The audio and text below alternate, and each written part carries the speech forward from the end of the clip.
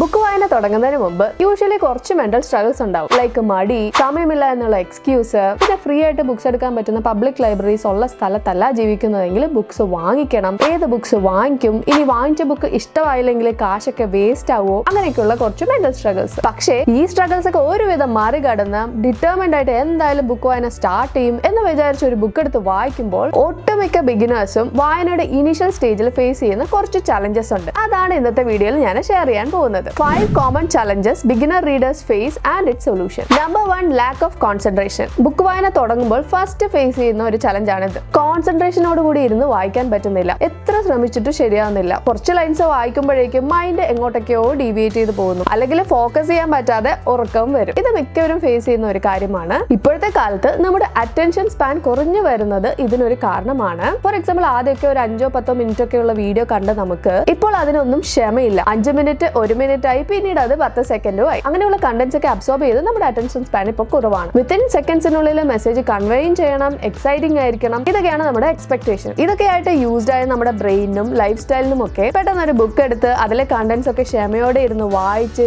ഗ്രഹിച്ചെടുക്കുക എന്ന് പറയുമ്പോൾ ഭയങ്കര ബുദ്ധിമുട്ടായി തോന്നുന്നു. പക്ഷേ ഡോണ്ട് വറി, എല്ലാ പ്രോബ്ലത്തിനും സൊല്യൂഷൻ ഉണ്ട് എന്ന് പറയുന്ന പോലെ ഈ പ്രോബ്ലത്തിനും സൊല്യൂഷൻ ഉണ്ട്. കോൺസെൻട്രേഷൻ ഇംപ്രൂവ് ചെയ്യാനായിട്ട് കൂടുതൽ നേരം ഒറ്റ സ്ട്രെച്ച് ഇരുന്ന് വായിക്കുന്നതിന് പകരം കുറച്ചു നേരമാണെങ്കിലും ഫുൾ ഫോക്കസ്ഡ് ആയിട്ട് ഇരുന്ന് വായിക്കുക. കോൺസെൻട്രേഷൻ പോയി തുടങ്ങുന്നു എന്ന് കാണുമ്പോൾ ചെറിയൊരു ബ്രേക്ക് എടുക്കുക, എന്നിട്ട് വീണ്ടും വായിക്കുക. എനിക്ക് കോൺസെൻട്രേറ്റ് ചെയ്യാനൊന്നും പറ്റുന്നില്ല എന്ന് പറഞ്ഞ് റീഡിംഗ് ഫുൾ ആയിട്ട് സ്റ്റോപ്പ് ചെയ്യരുത്. Add more small chunks of focused reading time daily. ഇതിനോടൊപ്പം ഡിസ്ട്രാക്ഷൻസ് കുറവുള്ള ഒരു സ്പേസിൽ ഇരുന്ന് വായിക്കുന്നതും ഹെൽപ്പ് ചെയ്യും. നമ്പർ 2, ഡിഫിക്കൽട്ടി വിത്ത് വൊക്കാബുലറി. മിക്ക ബിഗിനർ റീഡേഴ്സും ഫേസ് ചെയ്യുന്ന അടുത്ത ഒരു ചലഞ്ച് ആണ് ഡിഫിക്കൽട്ടി വിത്ത് വൊക്കാബുലറി. വായിക്കുന്ന ബുക്സിലെ വാക്കുകളുടെ അർത്ഥം അറിയുന്നില്ല, അർത്ഥം അറിയാതാവുമ്പോൾ കണക്ഷൻ കിട്ടുന്നില്ല, അപ്പൊ ഒന്നും തന്നെ മനസ്സിലാകാത്ത പോലെ തോന്നുന്നു. ആക്ച്വലി ഇത് ബിഗിനേഴ്സിന് മാത്രമല്ല ഇന്റർമീഡിയറ്റ് റീഡേഴ്സ് വരെ ചിലപ്പോൾ ഫേസ് ചെയ്യാറുള്ള ഒരു പ്രോബ്ലം ആണ്. ഇതിനുള്ള കുറച്ച് സൊല്യൂഷൻസ് ആണ്. മാക്സിമം കണ്ടന്റ് ഓർ പ്ലോട്ടിനനുസരിച്ചിട്ട് ആ വാക്കിന്റെ അർത്ഥം ഗസ് ചെയ്യാനായിട്ട് നോക്കുക. ഈവൺ ഇഫ് 100% കറക്റ്റ് അല്ലെങ്കിലും ഇറ്റ്സ് ഓക്കെ. ഇനി തീരെ പറ്റുന്നില്ല, അത് കാരണം കോണ്ടെക്സ്റ്റേ മനസ്സിലാവുന്നില്ല എന്ന് വന്നാൽ മാത്രം ഡിക്ഷണറി ഓർ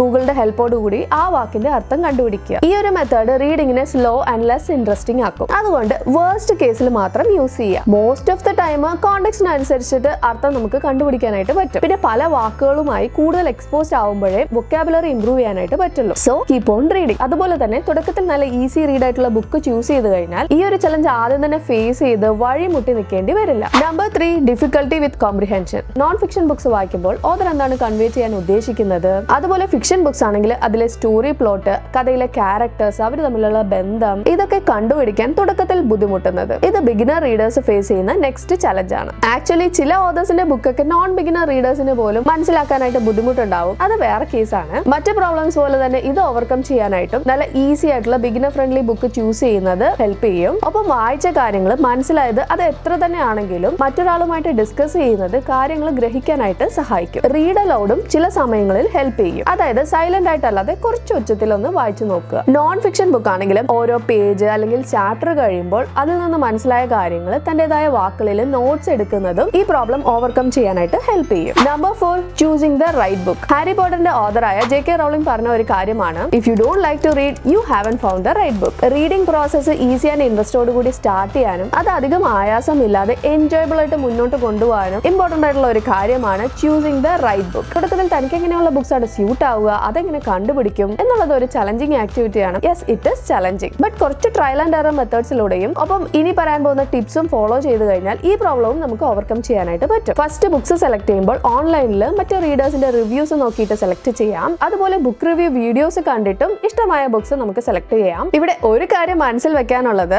എല്ലാവരുടെയും ടേസ്റ്റ് ഡിഫറെന്റ് ആയിരിക്കും. ഇപ്പൊ ഈ ഞാൻ തന്നെ ഏതെങ്കിലും ഒരു ബുക്ക് നല്ലതാണ് എന്ന് പറഞ്ഞ് റിവ്യൂ ഇട്ടാലും ആ ബുക്ക് നിങ്ങളുടെ ടേസ്റ്റുമായിട്ട് അലൈൻഡ് ആയാൽ മാത്രമേ ഇഷ്ടമാകാനായിട്ടുള്ള ചാൻസ് ഉള്ളൂ. So accept that fact also. ഇതിനോടൊപ്പം നമ്മൾ ഏത് സാഹചര്യത്തിൽ ഇരിക്കുമ്പോഴാണ് ഓർ ജീവിതത്തിന്റെ ഏത് ഫേസിൽ ഉള്ളപ്പോഴാണ് ഓരോ ബുക്സ് വായിക്കുന്നത്, അതും ആ ബുക്ക് ഇഷ്ടമാകാനായിട്ട് ഇൻഫ്ലുവൻസ് ചെയ്യുന്ന ഒരു ഫാക്ടറാണ്. ഫോർ എക്സാമ്പിൾ, പാരന്റിംഗ് ബേൺഔട്ടിൽ ഇരിക്കുമ്പോൾ നല്ലൊരു പാരന്റിംഗ് ബുക്ക് വായിക്കുന്നത്, ടൈം എഫിഷ്യന്റ് ആയിട്ട് മാനേജ് ചെയ്യാൻ പറ്റാതെ സ്ട്രഗിൾ ചെയ്യുന്ന സമയത്ത് നല്ലൊരു time management or productivity book വായിക്കുന്നത്, ഓർ ഒരു ടോക്സിക് റിലേഷൻഷിപ്പിലൂടെ പോകേണ്ടി വരുന്ന ഒരു സിറ്റുവേഷനിൽ അതുമായി സിമിലർ സിറ്റുവേഷനിലൂടെ പോകുന്ന ഒരു ഫിക്ഷണൽ ക്യാരക്ടറിന്റെ നോവൽ വായിക്കുന്നത്, ഇങ്ങനെ ഇൻഡിവിജ്വൽ ആയിട്ടുള്ള കുറച്ചുകൂടി ഫാക്ടേഴ്സ് കൂടി മനസ്സിൽ കരുതിയിട്ട് ബുക്ക് ചൂസ് ചെയ്യുന്നത് റൈറ്റ് ബുക്ക് ചൂസ് ചെയ്യാനായിട്ട് ഹെൽപ്പ് ചെയ്യും. Number 5, lack of confidence. പൊതുവെ അതും ഇപ്പോഴത്തെ ഡിജിറ്റൽ കാലത്ത് ബുക്ക് വായന ആളുകളിൽ കുറവായതുകൊണ്ട് ബുക്ക് റീഡിംഗ് എന്നത് ഒരു വലിയ കാര്യമായിട്ട് ആളുകൾ കാണാറുണ്ട്. സോ ബുക്ക് വായന തുടങ്ങുന്നവർ ബുക്കൊക്കെ വായിക്കാൻ തുടങ്ങിയോ എന്ന് ആരെങ്കിലും ചോദിച്ചു കഴിഞ്ഞാൽ കോൺഫിഡന്റ് ആയിട്ട് തുടങ്ങി എന്നൊന്നും പറയില്ല. പകരം